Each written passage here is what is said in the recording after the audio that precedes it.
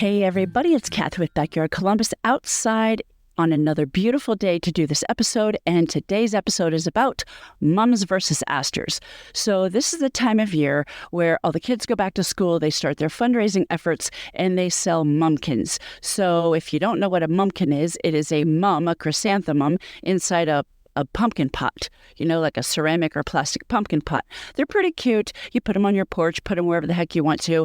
But the problem is, and most people don't know this, I didn't know this up until a few years ago, is that mums are kind of worthless if you are a butterfly or a bee. And the reason that this makes a difference is because in the fall, so you have the migratory monarch, the eastern migratory monarch, it's making its way to Mexico. All right, so everything from the northeast United States might pass through Ohio on its way to Mexico. Well, those monarchs need a source of nectar in order to make it to Mexico, and mums do not provide that. There are late season bees that are trying to eat a whole bunch of things before they hibernate, mate, die off, whatever it is they're going to do.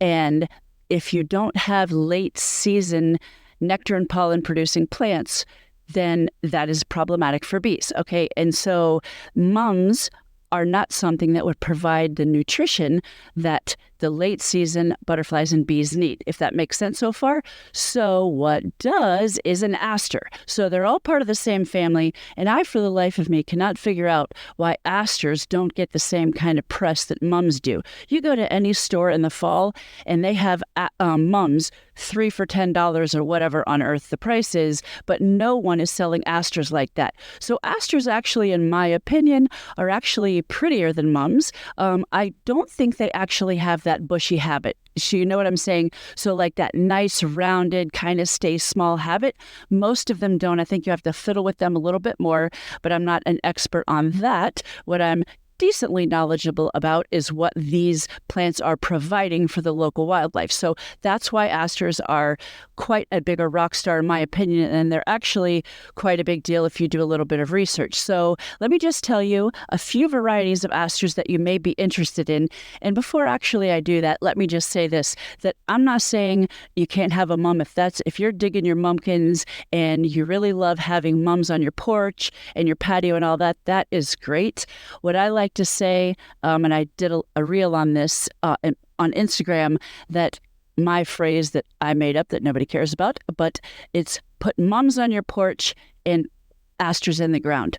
So asters will come back every year, and you can get a wide variety of them, different species, different light tolerances, and all of that kind of stuff. So it's kind of a waste to put those in a pot. So asters go in the ground, they'll come back every year. Put your mums in pots and then call it a day. And so everybody will be happy. The butterflies, the bees, and you. So a few varieties of asters that you can consider. Stokes aster, New England aster is a very popular one. I don't know all the colors that they come in, but I do know for a fact that it comes in a really beautiful light color purple, a light purple color with a yellow center. So those are really pretty. Large leaf aster, that's something I would probably put in the backyard. It gets a little unwieldy, but they are beautiful flowers. They get about 4 feet tall. We have it in our backyard. Mountain aster, blue wood aster, that's really very pretty. Calico aster, if you can lay your hands on that. Other than goldenrod, there is nothing in our yard that attracts more pollinators than a calico aster. Now, a calico aster that we have going on right now in our front yard, I actually bought those at a local nursery, Oakland Nurseries.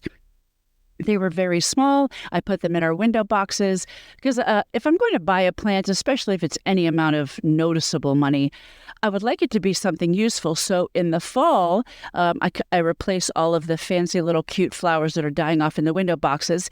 And then I got these calico asters, put them in the window box with the intention of taking them out before the ground froze. And I did, and put them in our landscaping. So when they start growing in June, they start coming back. Well, if you leave them unchecked, then they start growing tall and then they flop over by the time they bloom, and it doesn't look that great in the front yard. But if you read up on it, you actually can. I'm not saying this is with all asters, but definitely with the calico aster and a few other plants in the yard as well. Not ironweed, goldenrod is another one that you can cut back in June to keep it not from growing so tall. Anyway, cut back this calico aster in well before it blooms. So let's say mid-June, and then it will stay shorter and rounder. So you can fiddle with it a little bit. If you're the type of person that doesn't like to fiddle, maybe you should do a little bit more research. New England asters don't get too out of hand. But anyway, a calico aster is really great, and they stay nice and short for me because I do cut them back.